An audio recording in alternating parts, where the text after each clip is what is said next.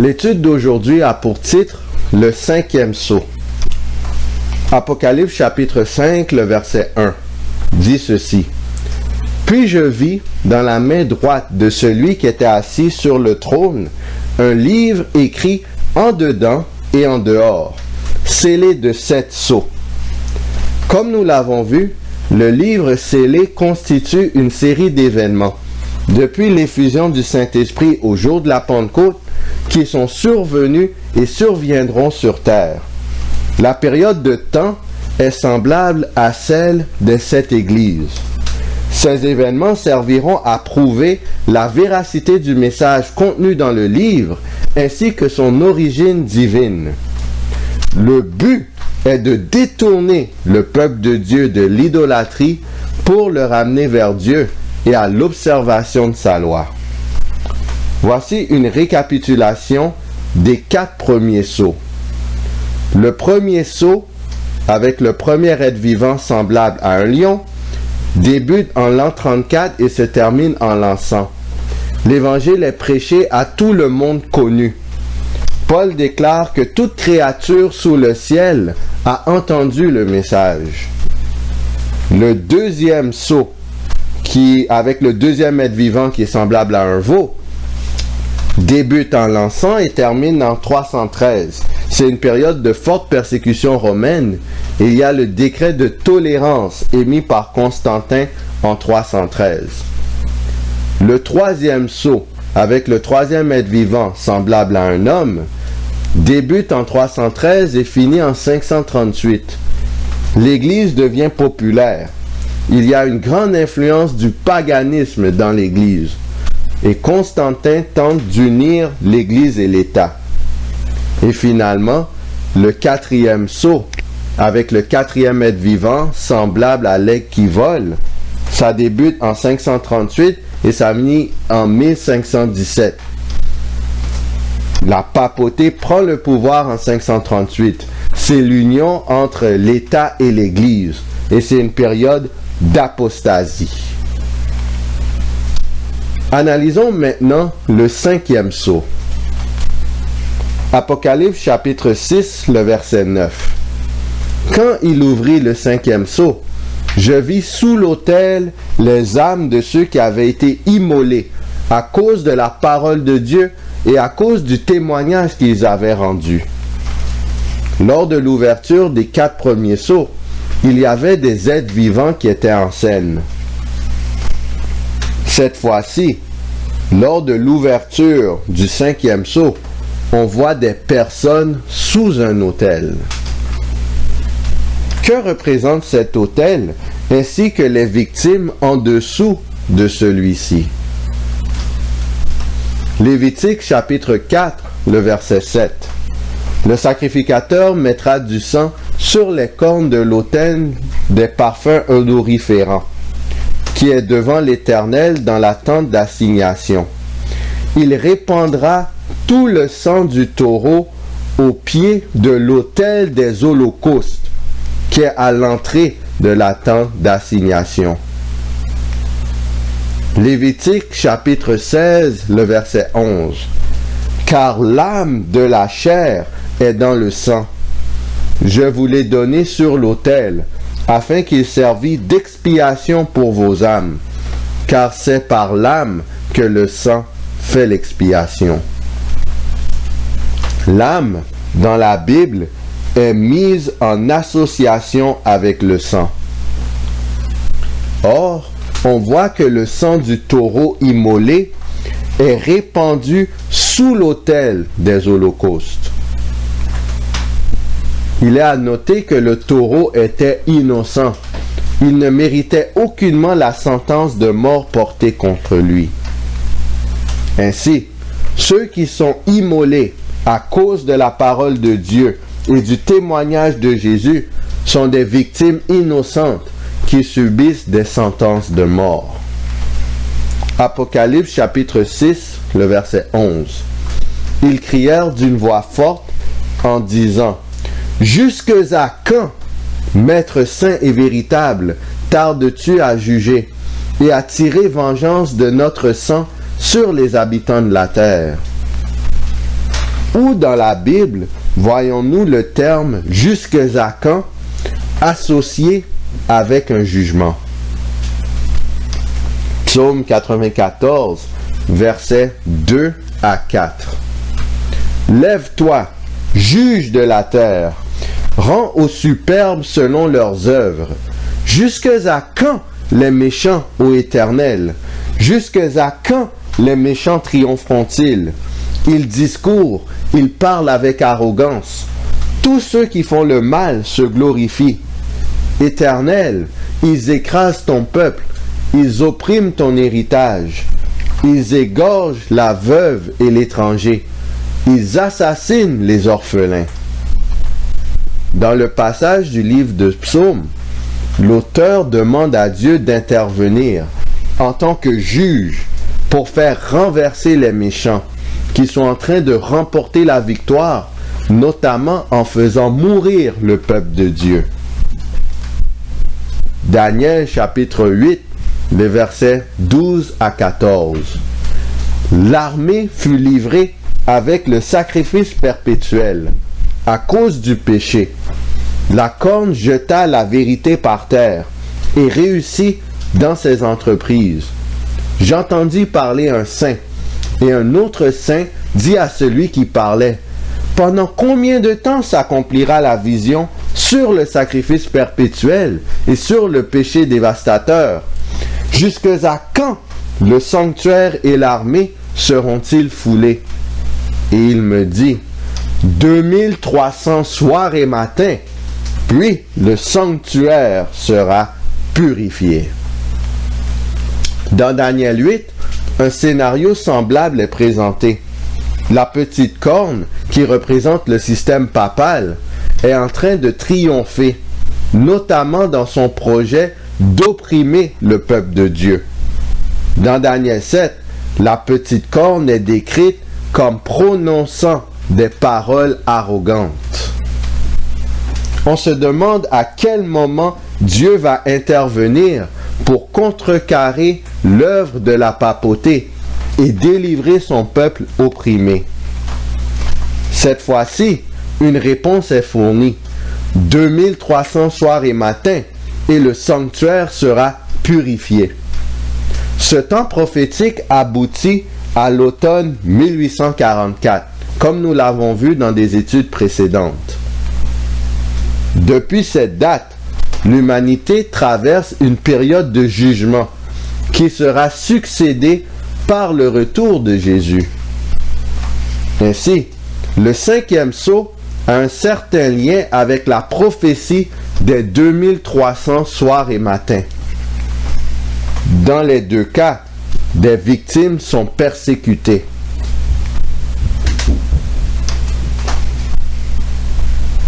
Dans les deux cas, la question est posée sur le moment où le Seigneur, en tant que juge, va venir punir les méchants et délivrer les justes de l'oppression. Dans les deux cas, une réponse est fournie par Dieu qui nous aide à nous situer par rapport au temps. Nous avons regardé la réponse de Dieu dans le livre de Daniel.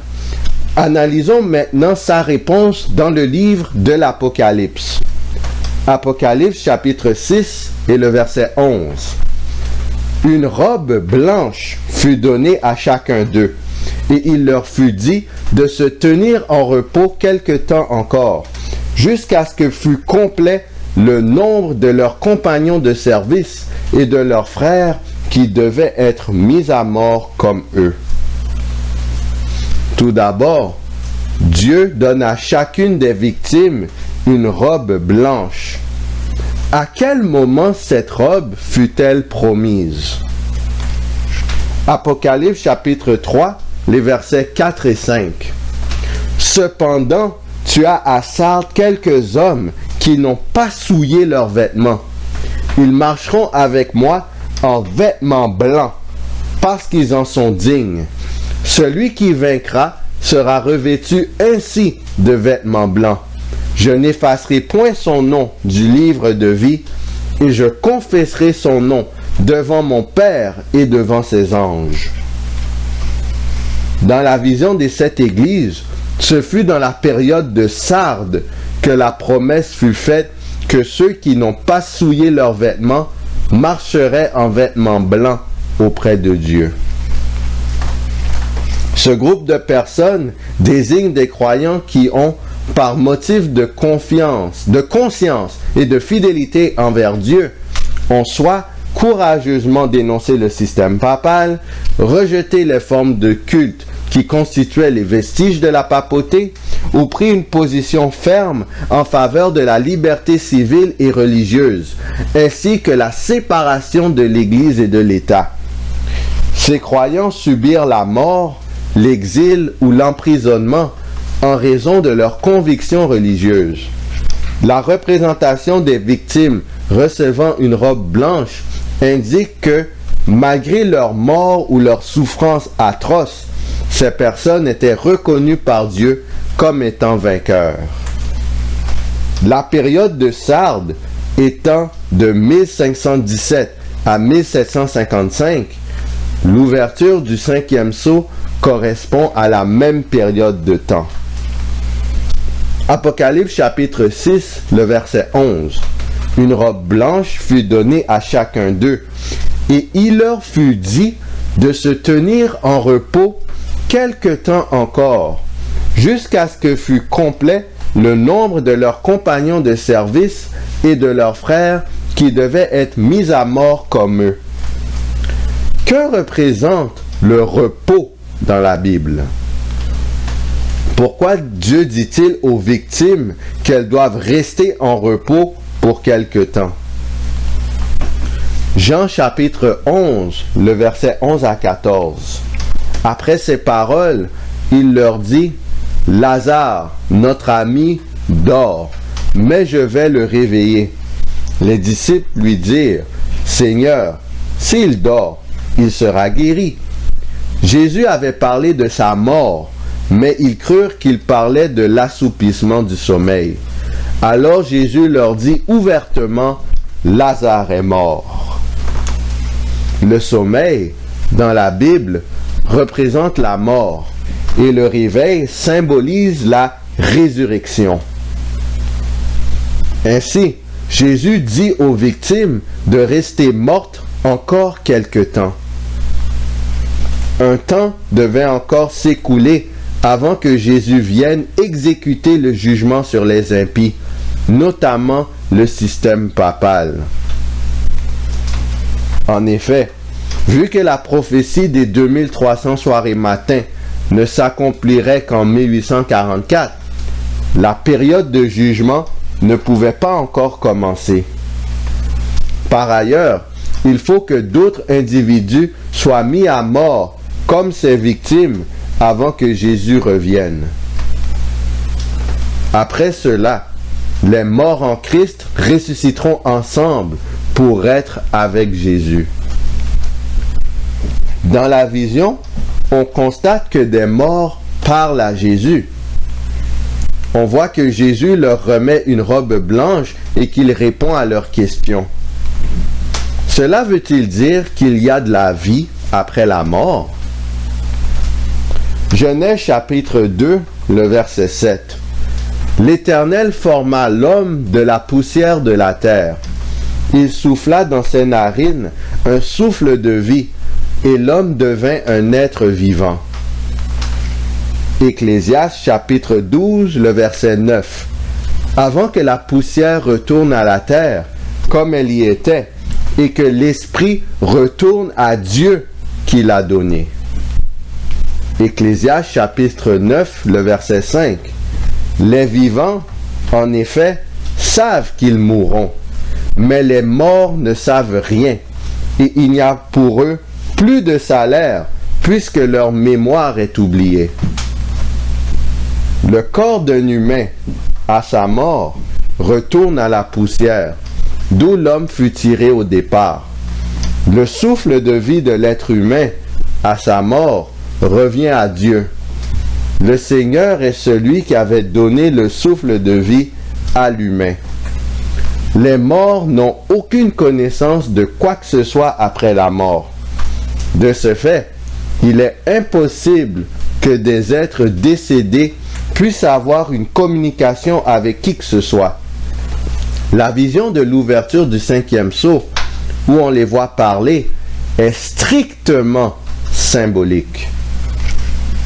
À quel moment les chrétiens fidèles du Moyen Âge retrouveront-ils réellement la vie?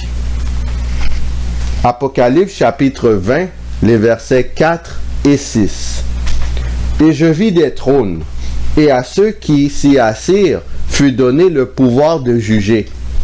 Et je vis les âmes de ceux qui avaient été décapités à cause du témoignage de Jésus et à cause de la parole de Dieu, et de ceux qui n'avaient pas adoré la bête ni son image, et qui n'avaient pas reçu la marque sur leur front et sur leurs mains. Ils revinrent à la vie, et ils régnèrent avec Christ pendant 1000 ans. Heureux et saints ceux qui ont part à la première résurrection. La seconde mort n'a point de pouvoir sur eux, mais ils seront sacrificateurs de Dieu et de Christ, et ils régneront avec lui pendant 1000 ans.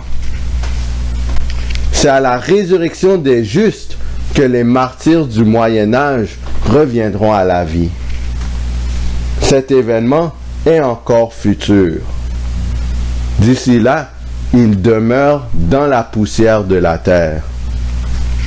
L'idée que des humains puissent vivre de façon indépendante de leur corps physique n'a donc aucune fondation biblique. Cette fausse conception est une source de beaucoup de séduction de l'ennemi de nos âmes. Elle lui fournit des occasions de simuler des apparitions d'êtres humains décédés afin d'égarer de nombreuses personnes. Voici une citation provenant de www.l'internaute.com. Le Saint-Office succède à l'Inquisition médiévale.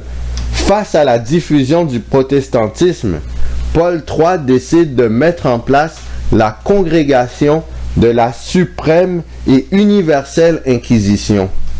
Le Saint-Office naît sur les cendres d'une Inquisition médiévale qui n'a résulté au XVe siècle, qui n'a pas résisté au XVe siècle.